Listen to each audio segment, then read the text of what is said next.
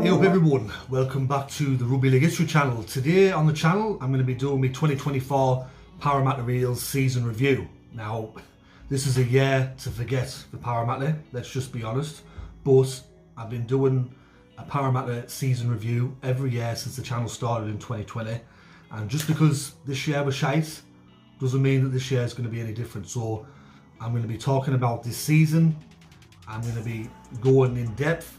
And just a language warning, there will be a lot of swearing, so if you're not a fan of swearing, then I'm just going to give you a pre-warning, there will be swearing in this video. Now for myself personally, there's been a few shite years supporting this club. I mean, I've supported this club all my life. I'm 37-year-old now, show me age, but this year I think has tested me more than any other year in being a Parramatta supporter, even in the dark days, 2012, 2013, and you could probably see 2018 this year tops those, because I just feel that with the squad that we had, okay, we weren't a contender, we weren't world beaters, but we certainly shouldn't have been fucking towards the bottom of the table, let's just put it that way. And before this season began, I had realistic expectations of where Parramatta would finish. I said at the very best, if everyone puts in and we have a good year and everyone does what they're meant to do, we'll probably come between 5th or 8th at the best. And worst case scenario, well, we could finish probably 12th or lower. I didn't think we'd fucking be battling out for the wooden spoon like, but definitely I had us, you know, worst case scenario between probably 12th and 14th place. And before the season began as well, if you watched my preview video, Cumberland Throw mentioned it as well, the roster was very bare, especially with the backs. And they said exactly the same thing I said. They said, if there's any injuries to the backs, we're pretty much fucked, because we're very light on backs. And the club over the off-season did pretty much fuck all with recruitment. They only signed 2 players, Kelma Tuolungi and Morgan Harper. Great.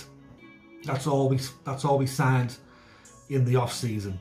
And I just looked at the squad and I went, if anything's going to happen, especially with the backs, if there's any injuries, we're in major fucking trouble here, because all we've got in reserve grade is Morgan Harper. We've got Zach Seeney. We had Arthur Miller-Stephen, who got a season-ending injury before the season even began.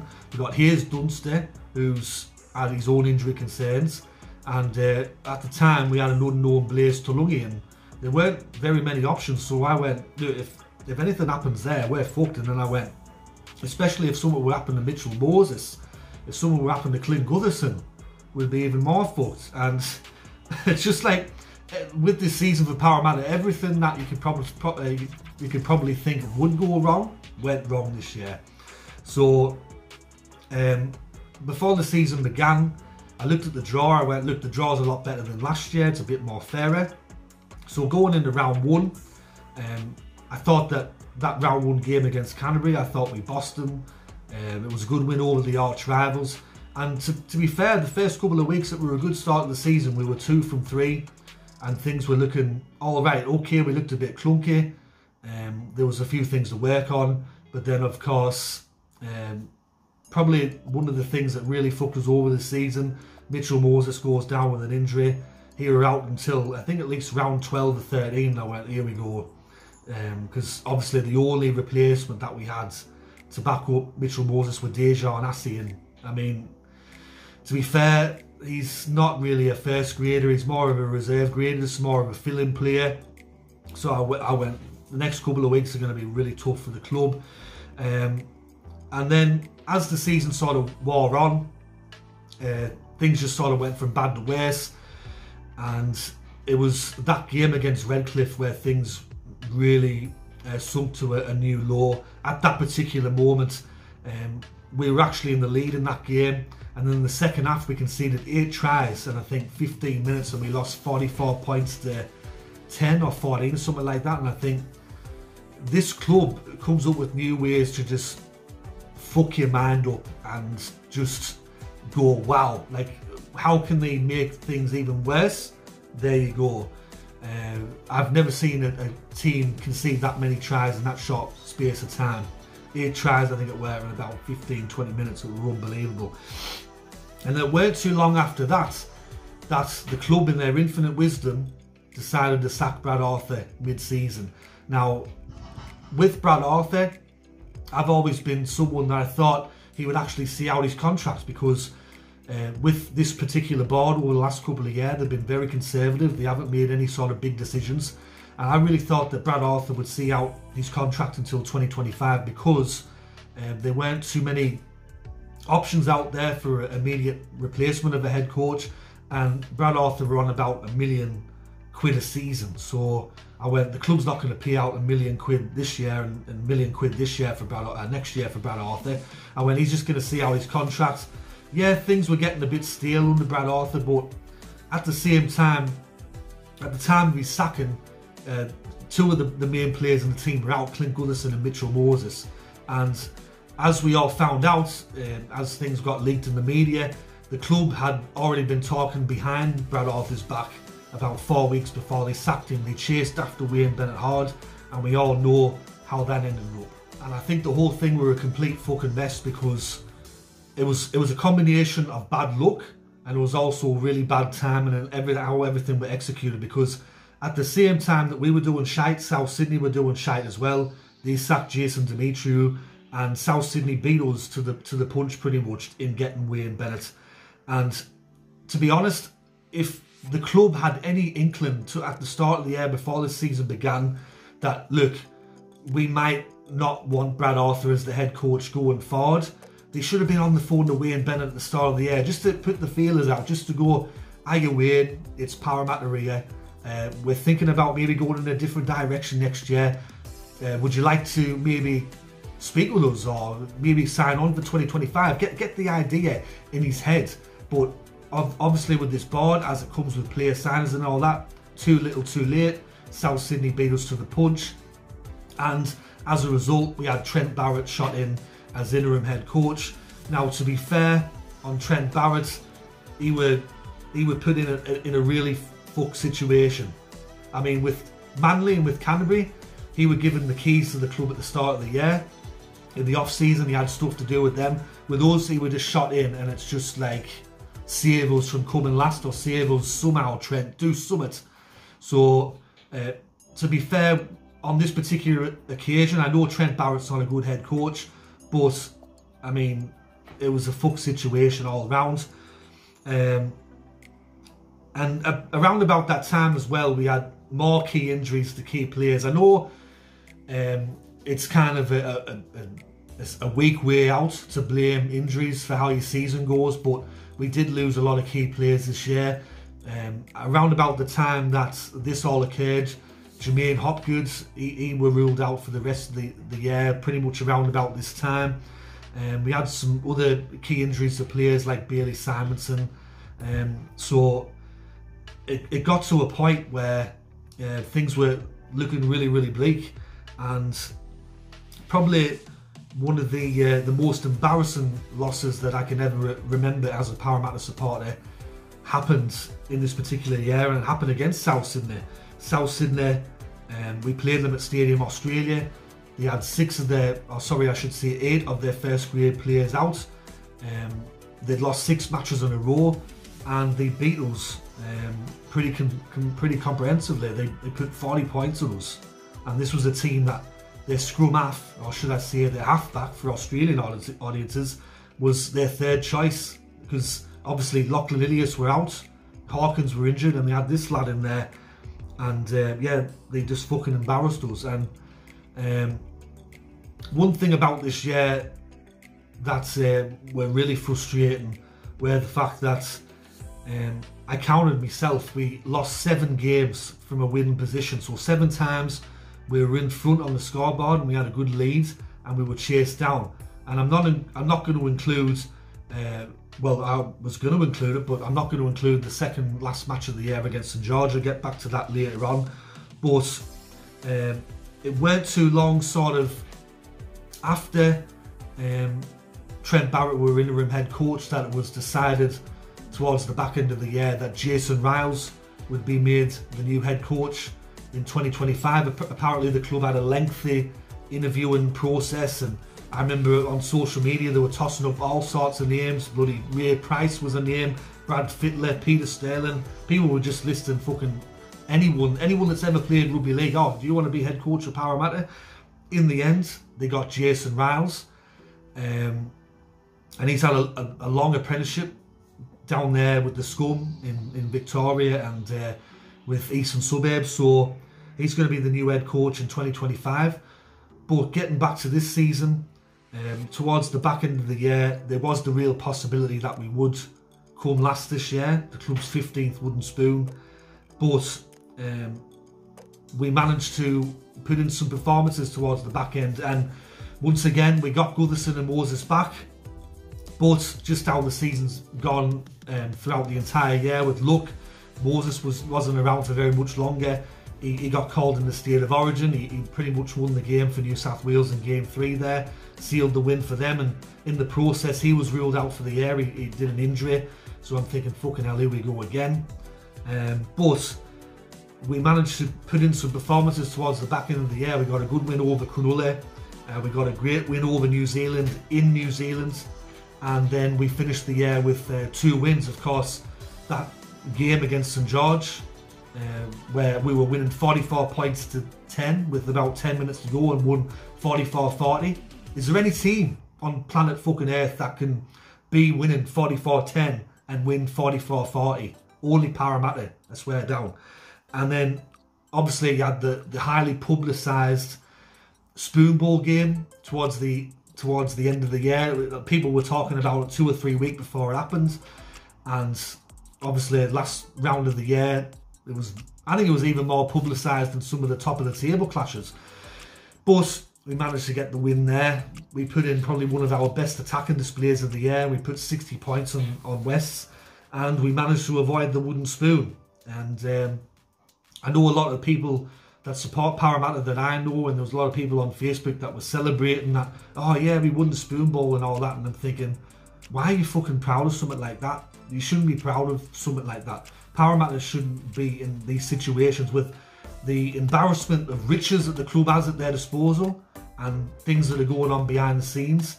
Other clubs would kill to have what we have, to be fair, like. So for us to be doing this, battling out for a wooden spoon, this is not fucking good. This is not what where Parramatta should be at the moment.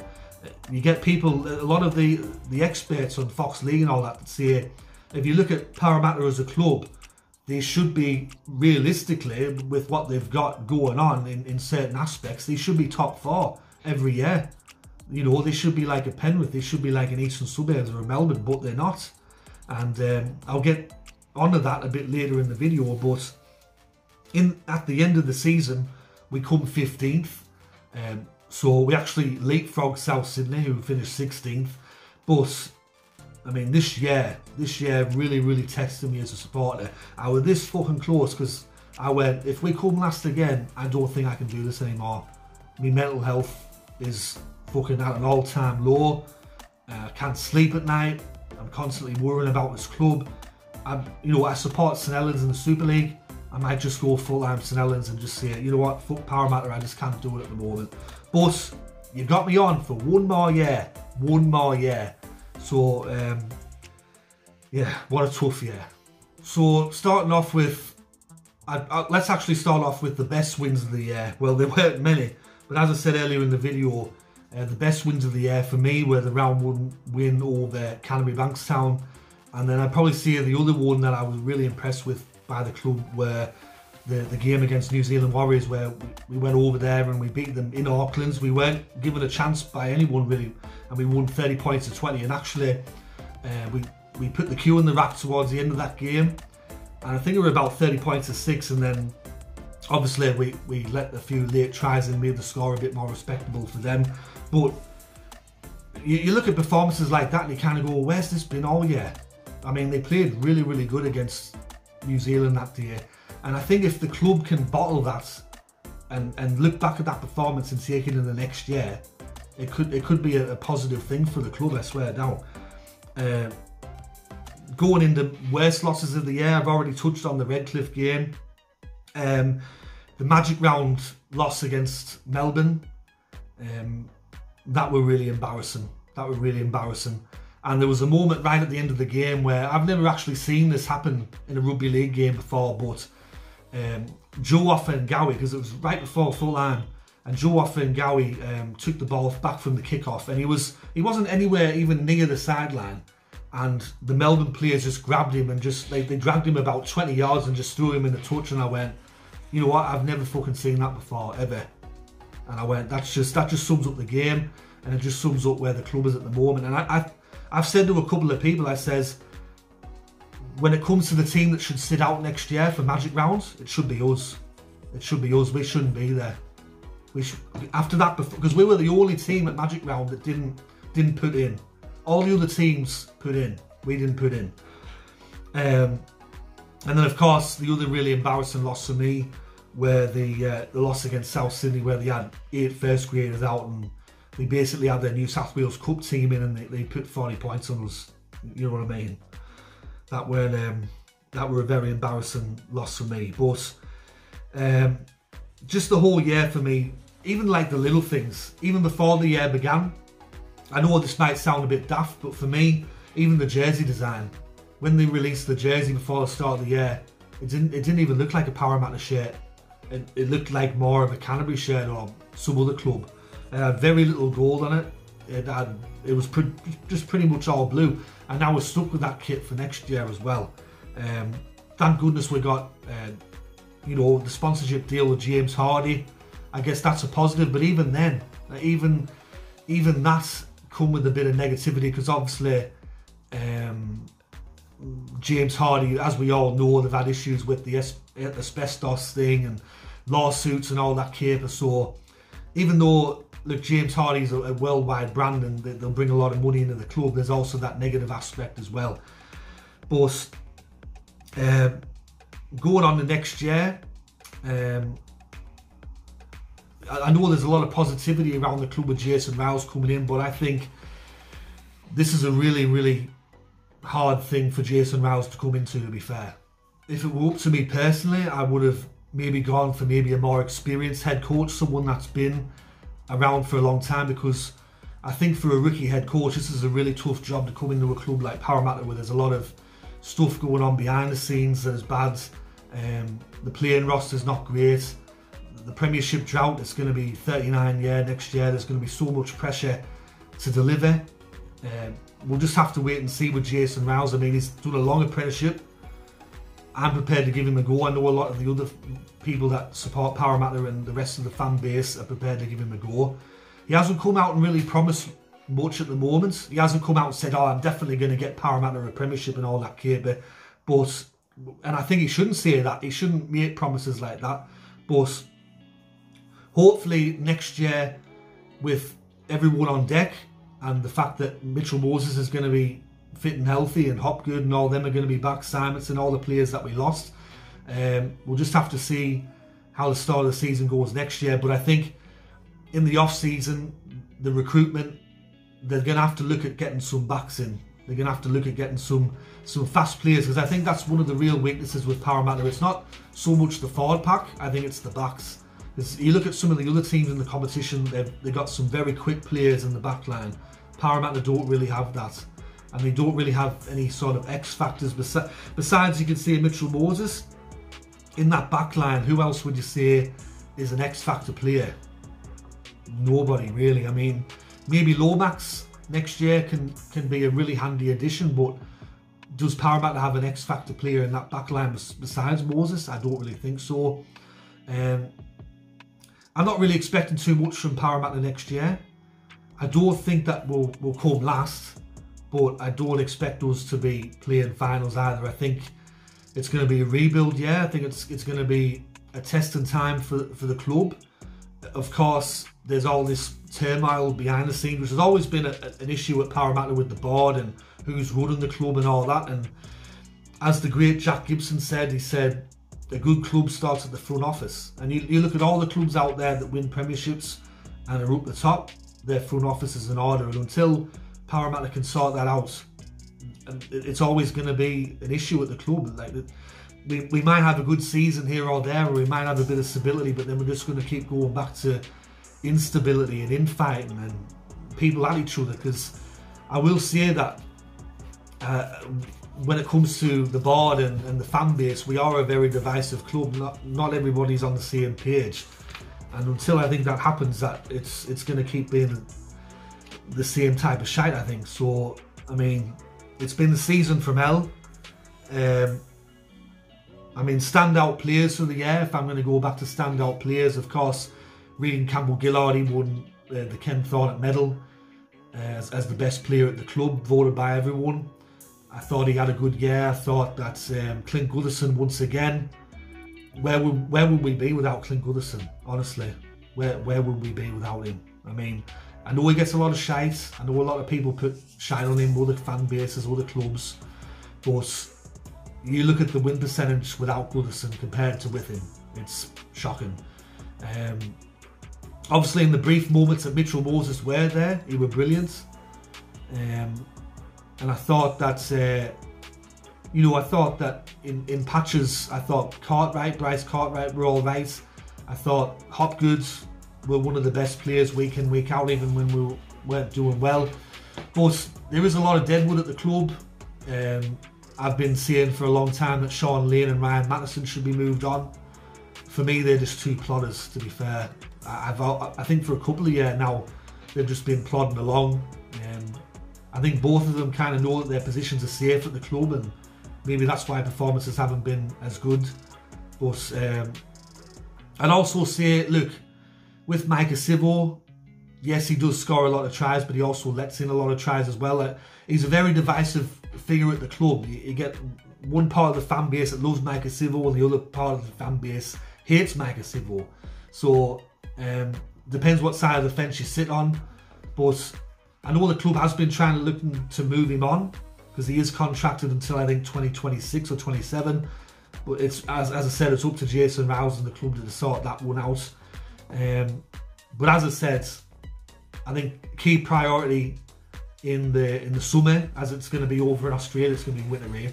But the key priority over there is to just try to get some speed in the backs, especially in that back line, and also maybe trying to get some quick or mobile forwards. Or I don't really know exactly 100% what the salary cap situation is at Parramatta, but yeah, they just have to bring a bit more there has to be more players that are kind of the quick, agile, fit, that can go that full 80 minutes. Because I think at the moment we've just got a few players at the club that are just not cutting it anymore. And I think there's going to be a few hard situations, a few hard conversations in the summer with a few players. But anyway, that's my review for 2024, the Parramatta Eels season review. Hope you enjoyed this video. Where do you think Parramatta is going to finish in 2025? Do you think that things are going to get better or worse under Jason Ryles? I'd like to hear your thoughts in the comment section below. Yeah, I'm just emotionally drained just thinking about this year. I'm glad it's done. I'm glad that it's done, literally. And I can just not think about Parramatta for a few months. Let's just put it that way. Yeah, I need a break. But I just hope you enjoyed this video. Thanks to everyone that's recently subscribed to the channel. And thanks to everyone that's been watching my videos recently. Anyways, this has been Rugby League History, and I'll catch us all later in the next one. Alright, ta-ra for now.